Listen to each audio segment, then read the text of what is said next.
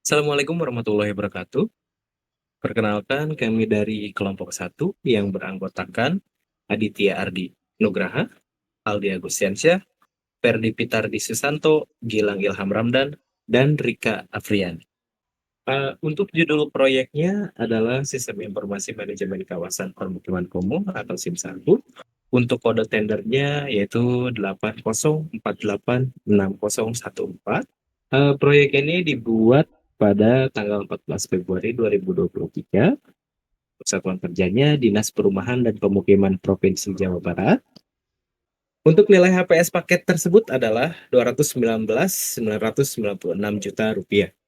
Sistem Informasi Manajemen Kawasan Pemukiman Kumuh atau kita singkat sebagai SIM1 merupakan inovasi berbasis web yang dirancang untuk membantu pemerintah daerah dalam mengelola, memantau, dan merancang penataan kawasan pemukiman kumuh. Proyek ini bertujuan untuk mendukung peningkatan kualitas hidup masyarakat di kawasan kumuh dengan menyediakan data yang akurat, analisis yang tepat, dan solusi teknologi yang terintegrasi.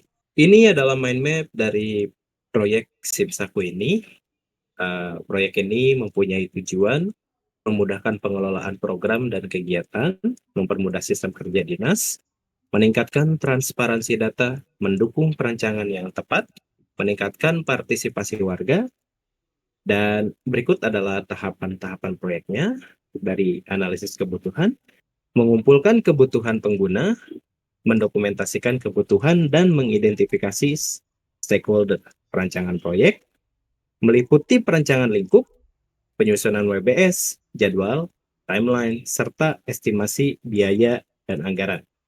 Desain sistem dan pengembangan arsitektur, termasuk desain fungsional, mockup UI, struktur database, dan arsitektur aplikasi. Pengembangan sistem, fokus pada pengembangan front-end dan back-end, integrasi data pemerintah, serta keamanan dan autentikasi. Uji coba dan validasi, menguji sistem secara internal dan eksternal, serta melakukan validasi akhir.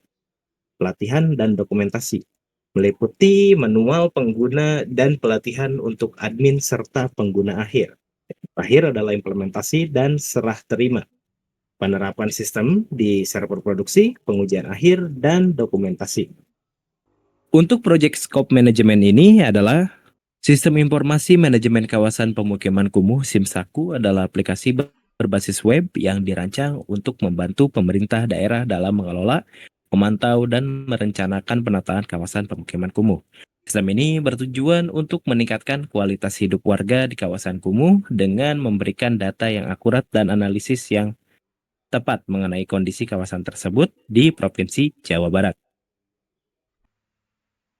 Ya, berikut ini untuk tahapan schedule manajemen dari pengembangan sistem SIM Saku. Yang pertama, yaitu analisa kebutuhan selama 2 minggu dengan mengumpulkan dan menganalisis kebutuhan pengguna melalui survei, wawancara, dan dokumentasi. Yang kedua, perencanaan proyek selama 3 minggu, yaitu menyusun lingkup proyek, WBS, timeline, dan anggaran untuk memastikan keberhasilan proyek. Yang ketiga, desain sistem dan pengembangan arsitektur selama 7 minggu, yaitu merancang desain fungsional, teknis, UI UX, arsitektur sistem, dan perencanaan skalabilitas. Yang keempat, pengembangan sistem selama 9 minggu, yaitu pengembangan front end, hasil dari UI UX, dan back end termasuk KPI, keamanan, dan integrasi data. Yang kelima, uji coba dan validasi selama 3 minggu, yaitu melakukan pengujian internal, eksternal, dan validasi akhir untuk memastikan kualitas sistem.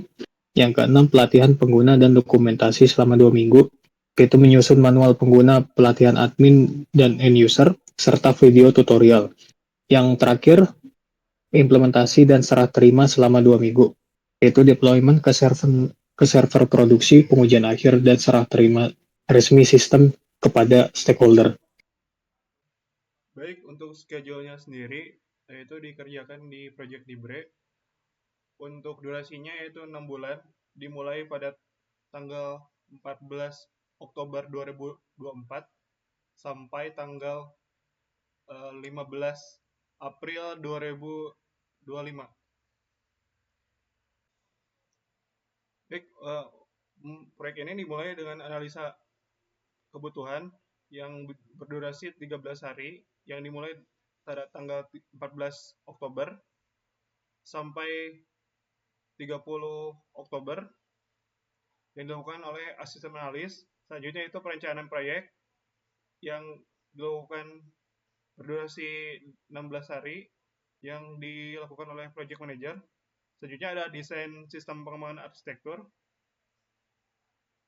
seperti penyusunan desain fungsional yang dilakukan oleh sistem analis. Selanjutnya ada pembuatan mockup UI yang berdurasi 18 hari yang dilakukan oleh UI UX designer. Selanjutnya untuk pengembangan arsitektur sistem dikarenakan tidak perlu menunggu beres UI UX designer, jadi pengerjaannya berbarengan yang dilakukan oleh back-end developer serta sistem analis. Selanjutnya yaitu pengembangan sistem yang terdiri dari pengembangan front-end dan pengembangan back-end. Untuk pengembangan front-end dilakukan selama 26 hari oleh front-end developer. Dikarenakan pengembangan back-end itu tidak perlu menunggu sampai front-nya semuanya beres, jadi jadi pengembangan back-end ini dimulai jika salah satu halamannya beres gitu. Jadi tidak perlu menunggu semuanya dilakukan. Selanjutnya uji coba validasi yang dilakukan oleh QA yang berdurasi 18 hari. Selanjutnya itu pelatihan pengguna dan dokumentasi yang dilakukan oleh project manager yang dibantu oleh sistem analis. Selanjutnya yaitu implementasi serah terima project yang dilakukan oleh project manager serta dibantu oleh sistem analis dan QA yang berdurasi selama 10 hari. Project Quality Management bertujuan memastikan SIMSAKU memenuhi standar kualitas, meminimalkan kesalahan selama pengembangan dan operasional, meningkatkan kepuasan pengguna dan keandalan sistem. Standar kualitasnya fungsionalitas, yaitu semua fitur harus berfungsi sesuai dengan kebutuhan. Kinerja, sistem harus dapat menangani pengguna minimal 1000 orang. Kemudahan pengguna, yaitu antar muka dengan skor kepuasan minimal 85%. Keamanan, enkripsi data dan autentikasi pengguna harus mematuhi standar industri. Kepatuhan, memastikan kesesuaian dengan regulasi dan standar yang berlaku. Aktivitas pengendali kualitas, pertama, verifikasi kebutuhan, yaitu memastikan semua kebutuhan pengguna dan kepentingan terdokumentasi. Validasi kebutuhan dengan pemangku kepentingan. Tinjauan kode, yaitu melakukan tinjauan kode mingguan menggunakan alat otomatis untuk analisis kode statis.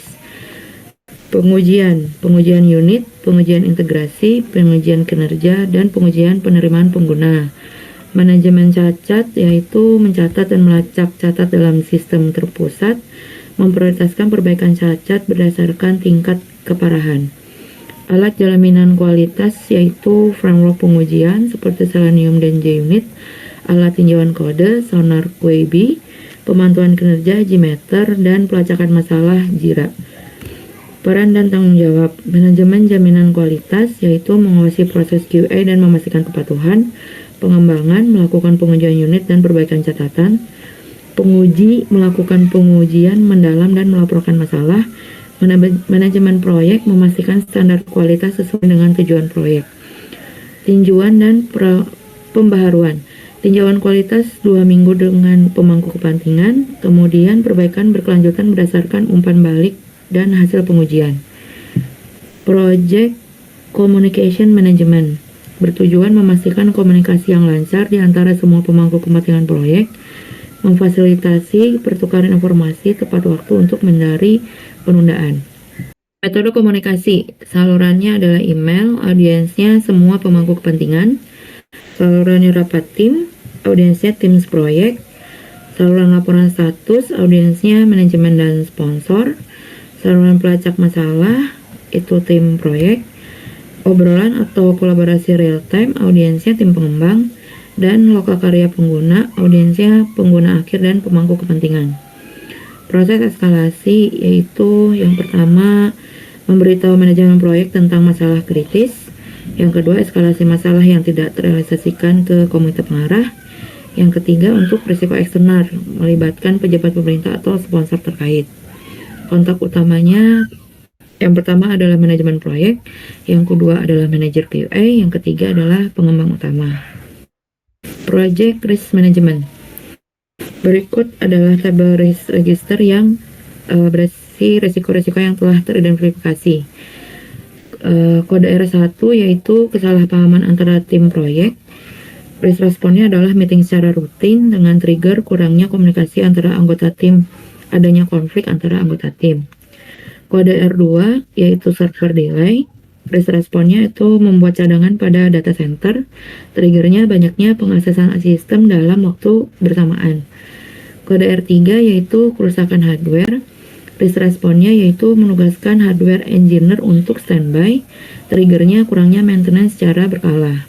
Kode R4 kesalahan input data oleh pengguna.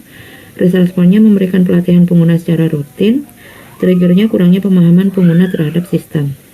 Kode R5 kegagalan interaksi sistem. Risk responnya melakukan pengujian integrasi secara penyeluruhan sebelum implementasi, triggernya ketidaksesuaian format data antar modul. R6 keterlambatan pengguna data pengguna. Risk responnya menetapkan jadwal yang lebih ketat dengan pengawasan rutin, triggernya tidak ada pengumpulan data sesuai timeline. Risk metric merupakan metrik yang digunakan untuk mengklasifikasikan risiko berdasarkan tingkat probabilitas dan dampaknya. R2 terdapat pada probabilitas rendah dengan impact yang sedang.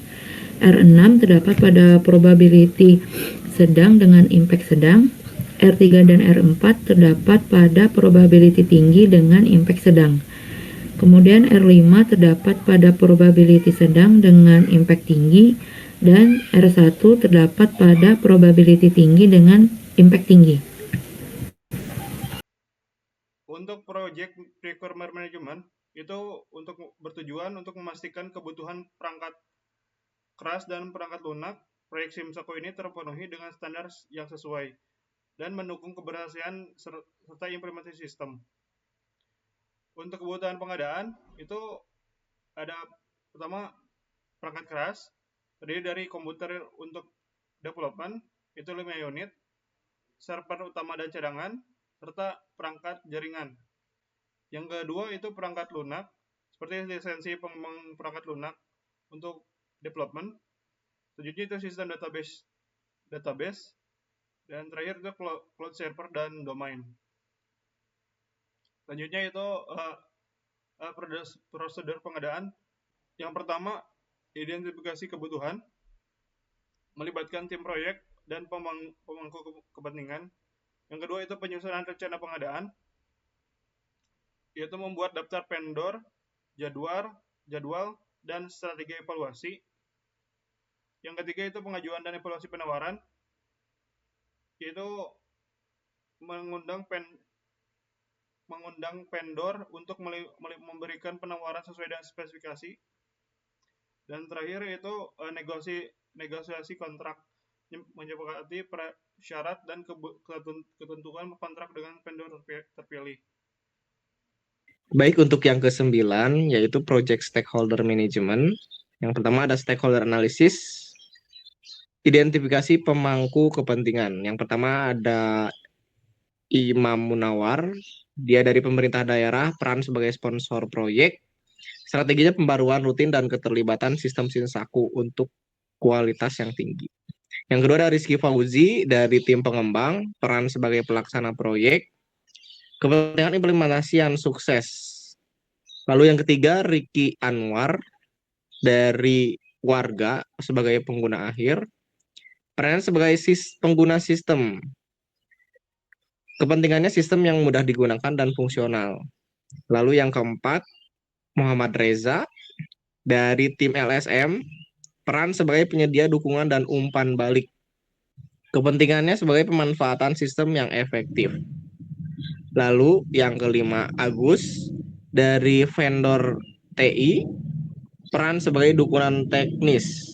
Kepentingannya stabilitas dan skalabilitas sistem. Lalu, prioritas pemangku kepentingan terdiri dari prioritas tinggi, yaitu pemerintah daerah dan tim pengembang. Lalu prioritas sedang terdiri dari pengguna akhir, LSM, dan juga vendor TI. Lalu yang terakhir prioritas rendah, auditor eksternal, pengulas pihak ketiga. Pemantauan dan tinjauan. Lakukan survei kepuasan pemangku kepentingan setiap kuartal. Tinjau ulang prioritas pemangku kepentingan berdasarkan fase proyek. Lalu yang ke-10, Project Human Resource Management. Identifikasi kebutuhan sumber daya manusia. Yang pertama, Project Manager, peran sebagai mengelola dan mengawasi keseluruhan proyek. Terdiri dari 1 orang dengan gaji 8 juta rupiah per bulan. Yang kedua, Sistem Analis, peran sebagai menganalisis kebutuhan bisnis dan merancang solusi teknis dengan jumlah 1 orang dan gaji 7 juta rupiah per orang per bulan.